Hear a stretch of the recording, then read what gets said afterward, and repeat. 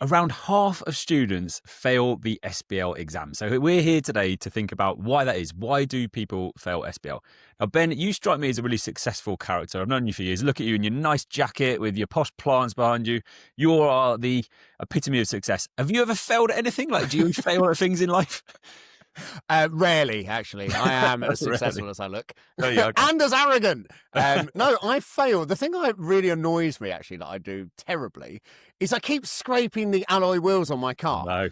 And I feel like a failure as a human being every time I do it. And it's so visible because the wheels are black. And every time I do it, I then you can see it afterwards and it really stands out. And I just, and it is depressing. I hate it. But, it's one of those things. So let's just think about that then. So what is causing you to have these driving issues? Is this is it lack of concentration, or are there bigger things going on? Like, what's going on? What are the causes? So I guess like most reasons for failing, it goes kind of immediate and longer term, right? So the longer term is that I get distracted. I have ADHD, so I struggle to focus and I take my concentration away from what I'm doing. Maybe my training isn't good enough. I didn't learn to drive well enough. And so those are sort of bigger reasons why I keep scraping the wheels on the car. Or the kind of immediate ones are, I have quite a big car and I live in an old Yorkshire village with narrow roads and lots of little stone walls everywhere. And it's really, my car is not designed to be driven around the kind of place that I drive it. So maybe that's the short of it. And that, I like that one because that's not my fault. That's the fault it's those the area. It's unusual curves that pop out of nowhere, isn't it? Those curves that keep moving that get you. They're terrible. Definitely not your fault. Okay. Definitely not my fault. And Definitely that's what we should fault. focus on. Yeah. So let's bring it back to talking about SBL because that's the point of this podcast. That's why we're here. Yeah. Not your driving inability. Yeah. Thank you. So it's the same with SBL. Why students fail it. There are bigger, longer term reasons why they fail. And then there are immediate reasons. And some of them, it's even better, you like this, Andrew, some of them are the student's fault and some of them are outside of their control. So, they are, Boom, boom, I love that. So let's explore some of the sort of longer term, bigger ticket items. So what is it for you, Andrew? Why do students not get through? One of the big ones is about the preparation. Like as we've talked about before, SBL is such a different exam, isn't it? And I think students, they're just used to and they're comfortable learning for subjects and revising in a certain way. And like some of the really technical ones, it's about pro formas and it's about really learning that theory. Using and doing calculations and students. You've said as a marker, and I've seen in the past as well, students get through a lot of these exams by being good at numbers. They're really good at maths and they love calculations. And then SBL just doesn't have that in, and people go, "Oh, I don't know." So you have to prepare for it in such a different way, which I think catches people out a lot of the time. Yeah, and it is, you're right. One of the exams I used to mark was a mix of numbers and words, about 50-50. But most students who passed absolutely smashed the numbers and picked up a few marks on the wordy bits. And no one did it the other way around. No one did brilliantly on the wordy bits and didn't do very well on the numbers. But so most students rely on the numbers, and there aren't many here for you to use to get through the exam. So it focuses on the skill that students aren't necessarily as good at. Yeah, brilliant, absolutely. And again, this is a skills-based exam, isn't it? Technique massively outweighs knowledge in this one, which is different, and that's hard to prepare for as a student. Like, you've got to get those skills, you've got to understand that technique. Yeah, totally. So students focus on the wrong things. They focus on rote learning. They focus on, well, they can't focus on numbers because there aren't any, but they focus on rote learning and technical knowledge when it's not that helpful. That's partly because students are more comfortable doing that, but I think there is an issue with the tuition a lot of the time. I think there is a lot of people who teach SBL. So both Andrew and I work as expert tutors for ACCA. And one of the things that I've done a lot of in that role is doing train the trainer. So I teach, I work with other tutors and help them to improve what they do. And there is a phenomenal number of people teaching ACCA who focus on the textbook.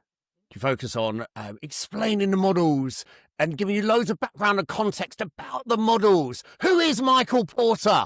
If you've studied any business strategy, you'll know who he is. He is a big name in the world of business strategy. But who is he? What's his background? How did he come up with all these models and all this context stuff that isn't really very helpful for the exam? But the tutor feels comfortable doing it. It's so easy. as a tutor, sorry, it's so easy, isn't it? As a tutor, you've been teaching that for years, and you know all those stories, and you know about Michael Porter. That's just the easier thing to do, isn't it? So what's the better way to teach SBL? I guess. Well, yeah. So what I would do in my trainer work is you focus on exam skills. So instead of talking about Michael Porter's model, the Porter's 5 forces, you use that model to analyze an industry with a group of students. That puts you on the spot as a tutor. We're going to take an industry together. We're going to talk about it and use this model to put a framework on how we're analyzing this market. That requires a higher level skill from the tutor and a different skill. And it's something that a lot of tutors are not that comfortable with. But it's something that, is really important if you're going to develop the skills. As a student, it's really important you're seeing that in your study so that you're developing the skills you need for the exam. Yeah. Okay. So we've talked about student long-term preparation, maybe not being quite right for SBL. We've talked about tuition, maybe not quite what they need as well as students. So what other reasons are there? Maybe I've got another big one. Oh, go on. Another big one. Big long-term one. Actually, not long-term. It's kind of a slightly shorter term. 2. Right? 2's better than 1, right? Me and you were doing this together, Andrew, aren't we? Right? As joint teaching for Club SBL, for the SBL exam. 2 tutors are better than 1.